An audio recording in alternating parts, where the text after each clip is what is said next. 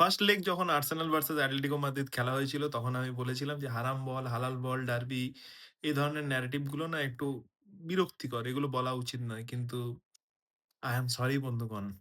I am really sorry. কালকের ম্যাচটা একটু সত্যি করেই বোরিং ছিল। যেখানে আর্সেনাল মানে পজিশন রেখে গেম কন্ট্রোল করার চেষ্টা করেছে, ডিফেন্ড করার চেষ্টা করেছে। অন্যদিকে অ্যাটলেটিকো মাদ্রিদ পজিশন না রেখে কাউন্টার অ্যাটাক করে ম্যাচটা জেতার চেষ্টা করেছে এবং দুটো টিমেরই অ্যাটাকিং আউটপুটস কিন্তু ক্যানসেলড আউট হয়ে যায়।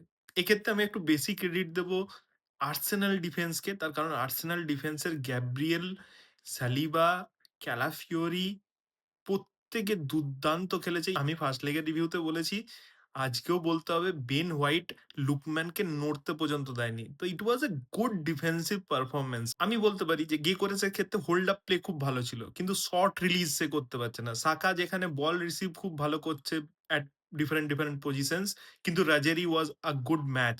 Eventually at the end of the day খেলাটা কিন্তু অ্যাটলেটিকোর মিডফিল্ড ভার্সেস আর্সেনালের মিডফিল্ড হয়ে যায় এবং আর্সেনালের মিডফিল্ডে লুইস কেলি কালকে অসাধারণ খেলেছে আমার মতে। Yes, it was not influential. আমি বলব না এমন কিছু করেছে যেটা টেক্সট বুকের একদম বাইরে। He played like a normal pivot, ball ধরেছে, ছেড়েছে, intelligent positioning in between the lines. কিন্তু at the same time it was great. Declan Rice man of the match দেওয়া হয়েছে যাকে, বল ক্যারি করে নিয়ে এসে প্রচন্ড ভালো করে।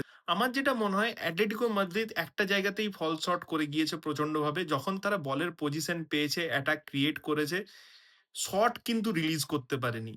এটা আর্সেনাল ডিফেন্সকেও আমাকে ক্রেডিট দিতে হবে। কিন্তু এট দ্য সেম টাইম এটা আমায় বলতে হবে যে টিমের ফ্রন্ট লাইনে আমি গ্রিজম্যানকে দেখছি, আলভারেজকে দেখছি, গুইলন সিমিওনেকে দেখছি, লুকম্যানকে দেখছি। দে আর গুড প্লেয়ার্স। অ্যাটলেটিকো মাদ্রিদ হয়তো হেরে গিয়েছে। কিন্তু আমি একটা কথা বলবো, মেক্সিকো স্টার বয় ভার্গাস থেকে শুরু করে আর্জেন্টিনার থিয়াগো আলমাডা, রাজেরি কিংবা লেনরম্যান, পিউবিল এবং ওপরে Julian Alvarez, the DNA of this team is very much ready. Lookman সহ যে সমস্ত প্লেয়ারকে তারা উইন্টার ট্রান্সফারে সাইন করিয়েছে, this thing really help them to compete. এবং আমার মনে হয় এই সামারে যদি আরেকটা ভালো উইন্ডো তারা পেতে পারে, এর পরবর্তী সিজনগুলোতে ইউসিএল এবং লা লিগা দুটোরই দাবিদার হতে পারে। তার কারণ আমার দেখে মনে হয়েছে they are just there, just next স্টেপটা তাদের বাকি রয়েছে।